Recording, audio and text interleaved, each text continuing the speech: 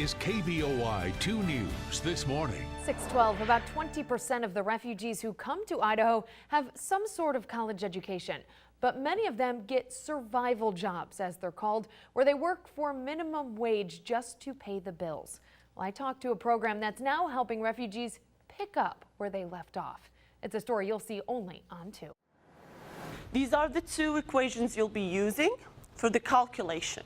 Luma al-Nasrawi moved here from Baghdad, Iraq 2 years ago. I used to do the same exact thing I'm doing right now, lab instructor. For 12 years, she was a mechanical engineering professor here in Baghdad. But then this became common sound and sight. For her, it was time to go. I didn't feel safe for the kids going to school. I have to take them in my hands, put them in the classroom. And even if when she's in the classroom, I keep thinking of her because lately when I was there, they started bombing elementary schools. After moving to Boise as a refugee with her husband and 3 young kids, she wanted to continue teaching. The error percentage. But many told her that wouldn't be possible. The first thing that people keeps telling other people, new arrivals, that it's really hard to find a job similar, so go for the survival jobs. I just didn't believe that. And that determination helped her land this, a job teaching part-time in the engineering lab at Boise State. Determination and help from these 2 women.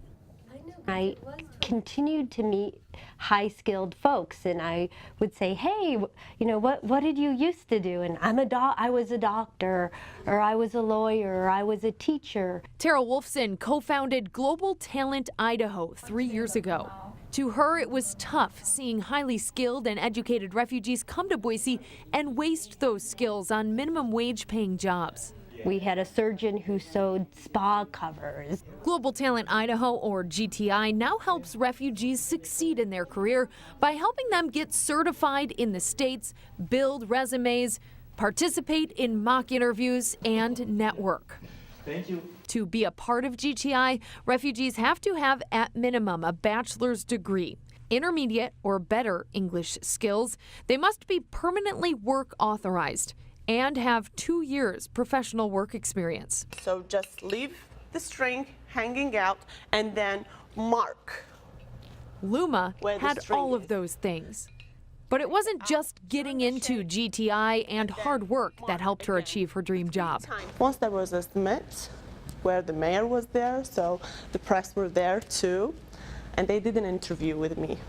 Nearly 2 years ago, Luma appeared on KBOI 2 News and other media outlets.